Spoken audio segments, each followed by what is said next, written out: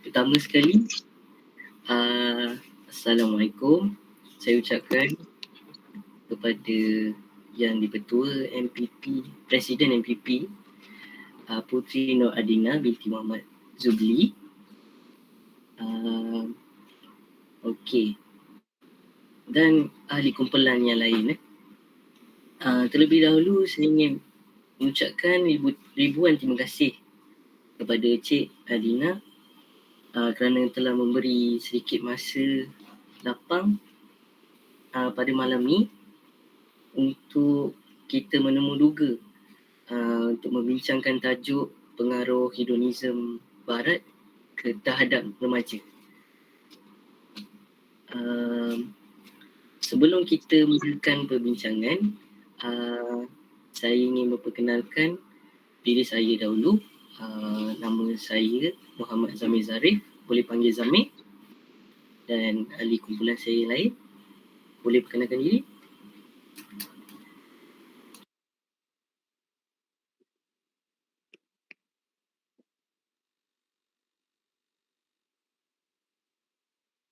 Okey, nama saya Muhammad Ikhlas bin Makzir, boleh panggil saya Ikhlas. Nama saya Nurul Syahira, boleh panggil Nurul. Okey. Tanpa membuang masa, kita teruskan dengan agenda utama kita, iaitu perbincangan tentang pengaruh budaya hedonisme barat. Untuk pengenalan, kawan saya Ikhlas akan terangkan.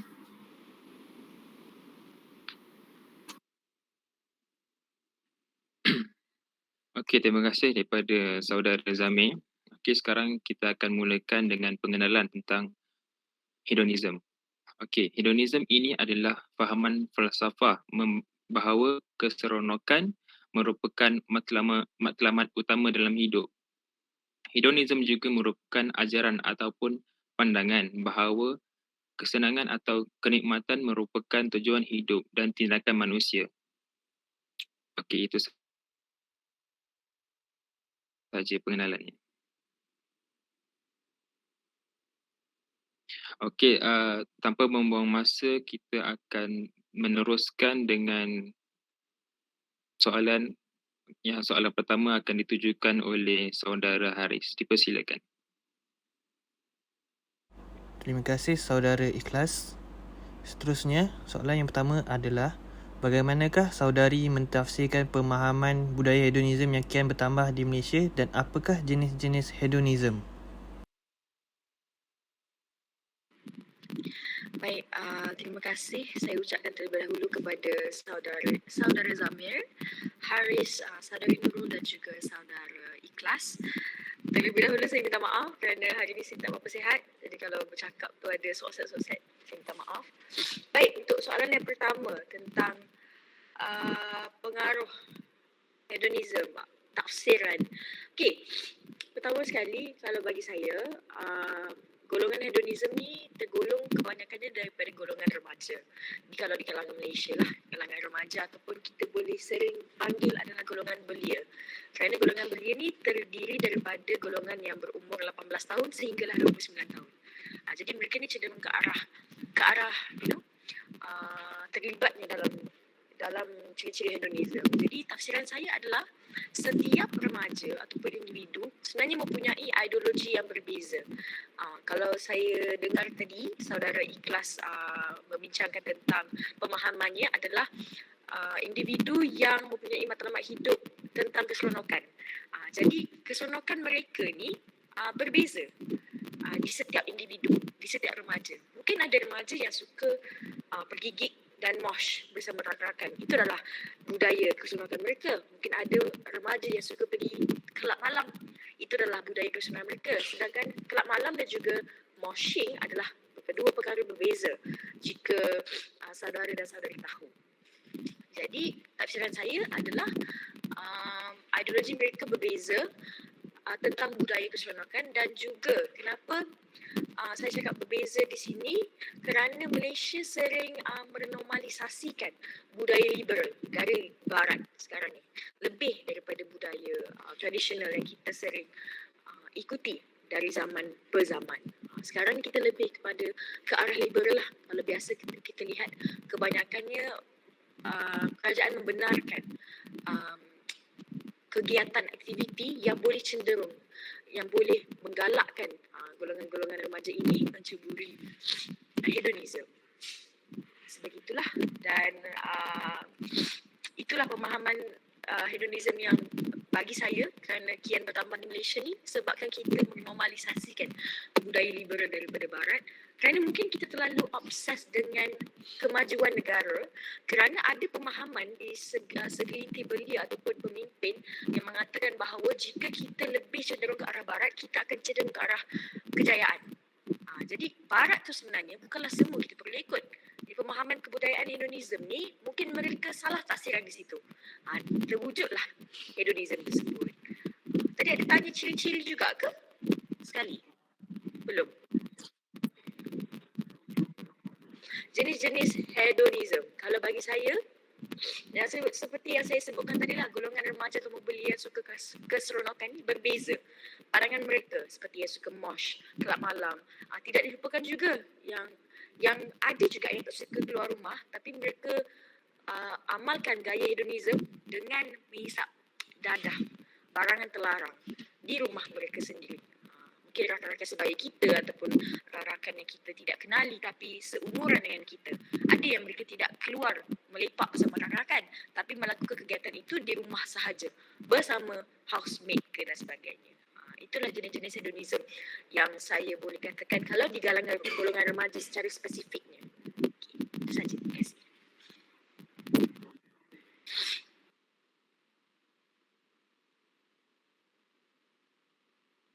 Okey, soalan seterusnya dari saya adalah bagi pandangan Cik Adina, apakah ciri-ciri yang terdapat pada seseorang yang mengamalkan budaya hedonisme ni?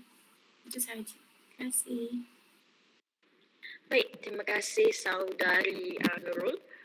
Ciri-ciri, kalau tadi saya berikan contoh hedonisme bagi pandangan saya, sekarang saya berikan ciri-ciri. Bagi saya golongan-golongan yang terdiri daripada hedonisme ni adalah golongan-golongan yang takut akan komitmen yang tinggi. Takut akan tanggungjawab yang besar, di mana sebabkan daripada definisi sendiri pun kita sukakan keseronokan kan orang-orang hedonisme ni.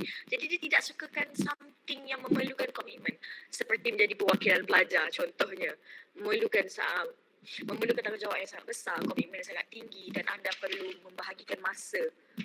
Keseronokan ada, balancing your personal life and also your work life. Jadi golongan-golongan ini tidak suka akan komitmen tinggi. Golongan belia yang seperti ini, mereka, ciri-ciri mereka lebih cenderung ke arah memilih matlamat hidup yang menyenangkan hobi mereka. Kalau hobi mereka suka melepak, itulah yang mereka akan buat setiap hari. Sebab itu menyebabkan keseronokan bagi mereka tidak menambah satu matlamat hidup yang lain. Sebab mereka, dan lagi satu, saya rasa orang-orang ciri-ciri ataupun seseorang yang mengamalkan budaya hedonisme ni tidak suka ditegur juga. Tidak suka ditegur, jangan mengarah mereka, jangan mempertikaikan apa yang mereka pilih dalam hidup mereka. Sebab mereka ada satu mindset yang katakan, itu apa aku buat, itulah yang aku enjoy. Itu antara ciri-ciri inilah yang tidak suka komitmen tinggi dan juga tanggungjawab yang besar dalam sesebuah perkara. Terima kasih.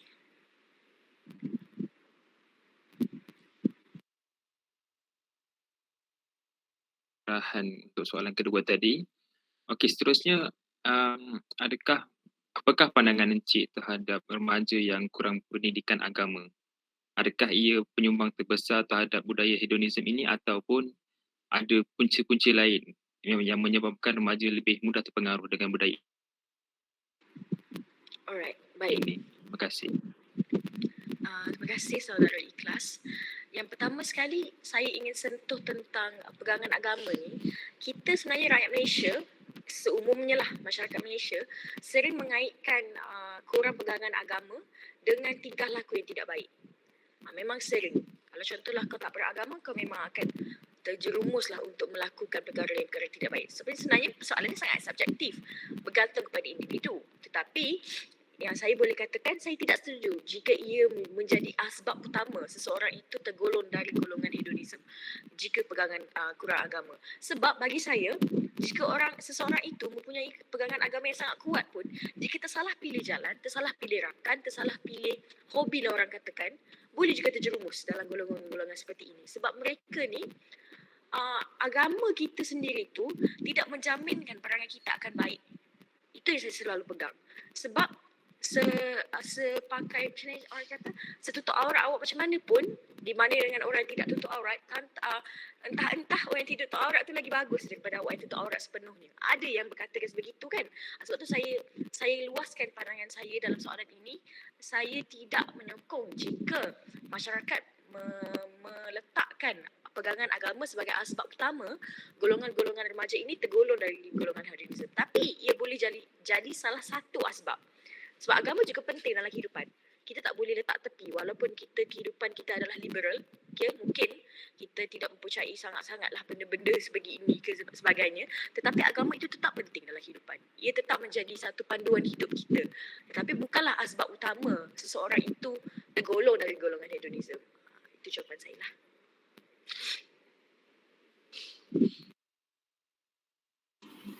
Okey, terima kasih kerana penjelasan untuk soalan 3. Soalan seterusnya daripada saya adalah, apakah impak terhadap masyarakat sekiranya remaja sering terjerumus juga kepada budaya hedonisme? Terima kasih. Baik, terima kasih saudara Zamir. Impak ni kalau kita cakap sebenarnya banyak tau. Lagi-lagi kalau kita cakap pasal impak masyarakat. Masyarakat ni pendekatannya lebih dekat dengan negara. Sebab masyarakat kita hidup dalam negara kan. Okey. Kalau awak banyak membaca di newspaper ataupun blogspot, kita sering panggil sebenarnya golongan-golongan belia di zaman kini adalah future leaders. Mereka sering katakan kita ni adalah future leaders. Awak semua yang berada di depan saya sendiri ataupun rakan-rakan saya sendiri adalah future leaders. Kenapa kita katakan mereka adalah future leaders? Kerana pemimpin kita yang memimpin kita sekarang belum tentu lagi akan memimpin kita di masa hadapan selama-lamanya. Sebab mereka pun umur berapa dah kan? Jadi yang akan menggantikan mereka adalah golongan-golongan kita bila kita menginjak usia nanti. Jadi apakah impak masyarakat tu? Sangat-sangat memberi impak kalau golongan-golongan hedonisme ni terjerumus sangat. Kita akan hilang future leaders. Yang pertama sekali kita akan hilang future leaders, dan paling teruk adalah negara mungkin akan dalam keadaan yang tidak baik, kerana without a good leader you will not have a good country. Macam itulah. So walaupun lah di zaman-zaman kita, di umuran kita, di seumuran kita tidak memikirkan sangat tentang negara. Sebab that's not our job. Memang kalau saya tanya awak pun, awak mesti akan fikir, kenapa aku nak kena fikir? That's not my job. Kalau kewangan kita ada krisis kan, kita tak payah nak fikir. Tapi mungkin in the future, in the next 10 years, in the next 15 years, mungkin awak-awak semua yang berada di depan saya ni mungkin adalah calon-calon Perdana Menteri, calon-calon menteri yang mungkin akan menggantikan menteri-menteri sekarang. Kalaulah katakan tiada impak kepada masyarakat, itu sangat tipulah. Jadi impak dia adalah impak kepada kepimpinan kalau daripada pandangan saya lah, kerana saya lebih banyak orang kata melibatkan diri dalam diri kepimpinan. Tapi dari segi impak masyarakat yang lain juga, sosial. Dari segi negara kita dah sentuh tadi, daripada sosial pun sama. Ketidakseimbangan saya pun tak tahu macam nak sebut, tapi sosial tu tidak seimbang lah. Bila terlalu seronok, orang tua kata jangan terlalu seronok. Nanti bawa padah, nangis nanti kan. Bolehlah guna umpama tu sebegitu. Jangan terlalu seronok. Awak akan leka dengan setiap perkara dan memang tak akan majulah. Diri awak sendiri, orang-orang sekeliling awak pun akan terjejas, dan juga masyarakat di seluruh kawasan tersebut. Mula-mula kita akan efek diri kita. Lepas kita efek diri kita, kita akan efek kawan kita, ibu bapa kita, mungkin makcik, pakcik, nenek, atuk, semualah ambil sekali, barulah sampai ke masyarakat. Jadi pandangan saya kat situ adalah impak kepada future leaders, impak kepada kestabilan sosial, kehidupan sosial di masyarakat Malaysia. Baik, terima kasih. Terima kasih saudara Zamir. Yang seterusnya, soalan yang kelima adalah, apakah cadangan atau langkah saudari untuk mengurangkan budaya hedonisme sebelum lebih merebak di kalangan remaja, adakah semua pihak perlu memainkan peranan yang penting dalam menangani budaya hedonism ini? Baik, terima kasih Saudara Haris. Okey. Kalau nak cakap tentang cadangan, sebenarnya kalau kita bagilah, contohlah saya akan bagi soalan jawapan klise. Kita buat kempen, kita buat itu ini. Awaklah sebelum saya jawab, korang jawab dulu. Adakah itu efektif sebenarnya untuk golongan belia? Awak scroll lah kat IG nampak kempen awareness, elakkan hedonism. Awaklah Haris kan, awak tanya saya kan, awak rasa itu efektif tak untuk golongan-golongan belia macam awak?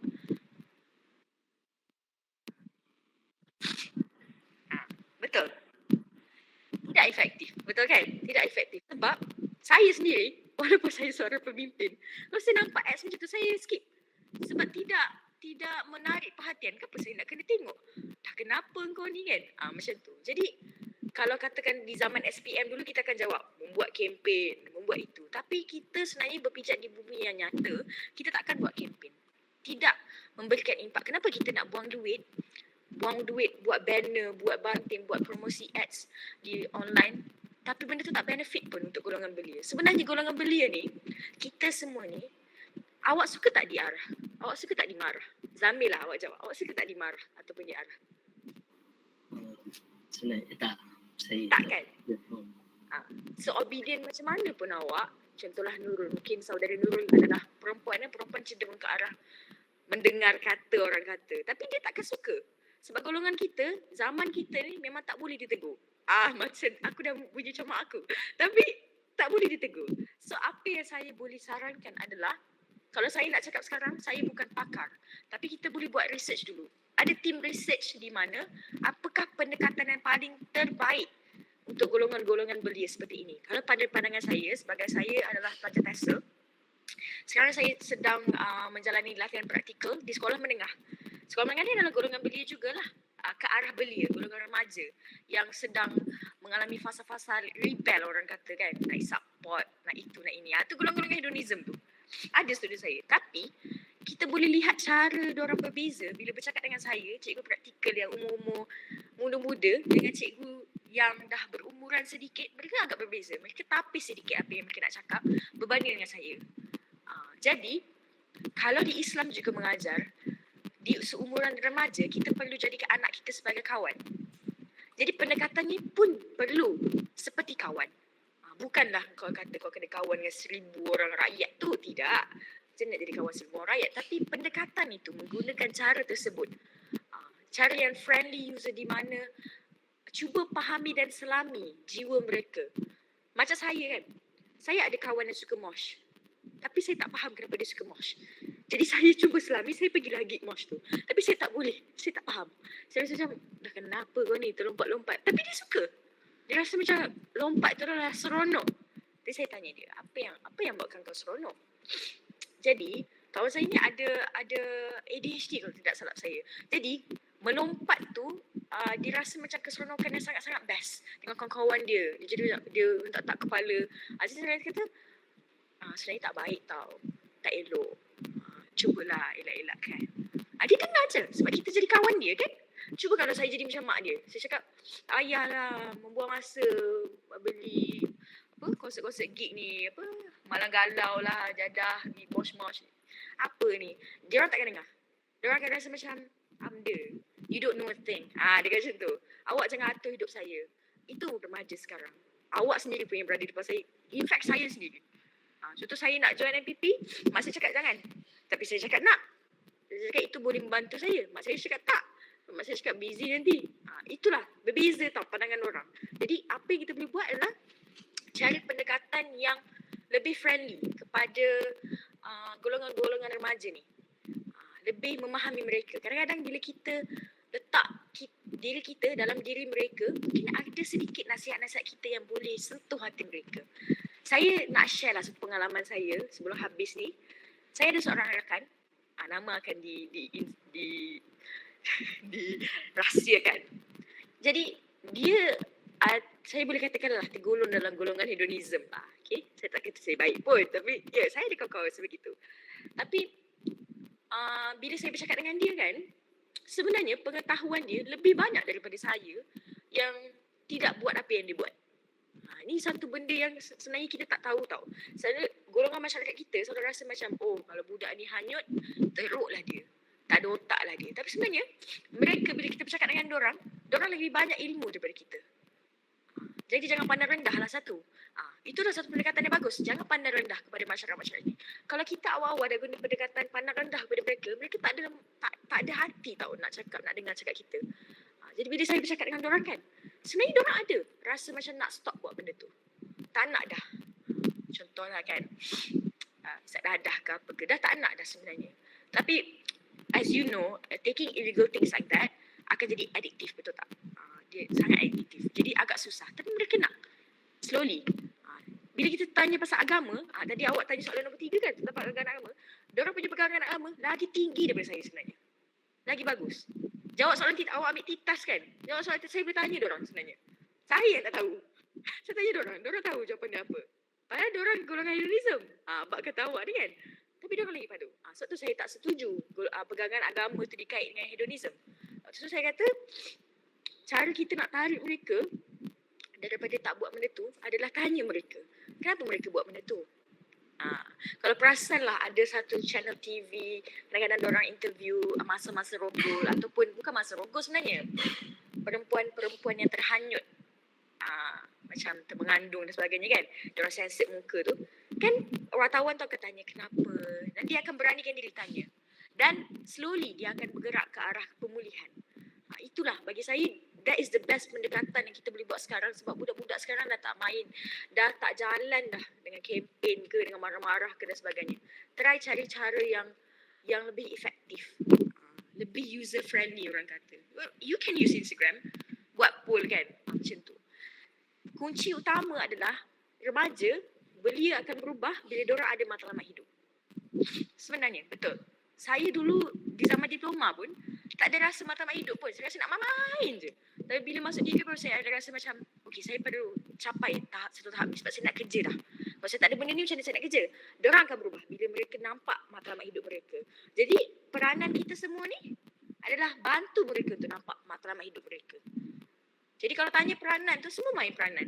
Ibu bapa, obviously diorang tujuan utama. Rumah kita jumpa ibu bapa. Balik kita jumpa ibu bapa. Kalau yang duduk rumah sewa tu, tak jumpa ibu bapa, kawan-kawan. Peranan, guru-guru, lecturer. Kalau tahu lecturer atau guru-guru, janganlah guna pendekatan yang menghadik mereka. Tidak. Sebab mereka akan lagi benci kita. Mereka tak akan dengar apa cakap kita. Instead, be their friends. Tu pandangan saya lah. Itu saja.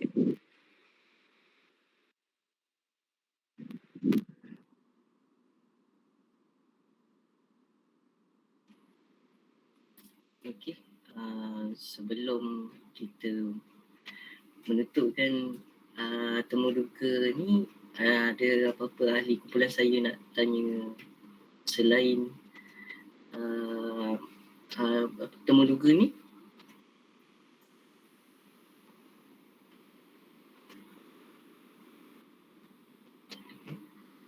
Okey. Tak ada soalan. Okey. Jadi saya mengucapkan terima kasih banyak-banyak kepada Cik Adina untuk meneruskan temu bual pada malam ini dan segala ilmu yang disampaikan oleh Cik Adina akan kami ambil ni. Itulah dia. Okey, terima kasih banyak. Assalamualaikum warahmatullahi wabarakatuh. Terima kasih banyak juga. Terima kasih. Boleh live dah ke?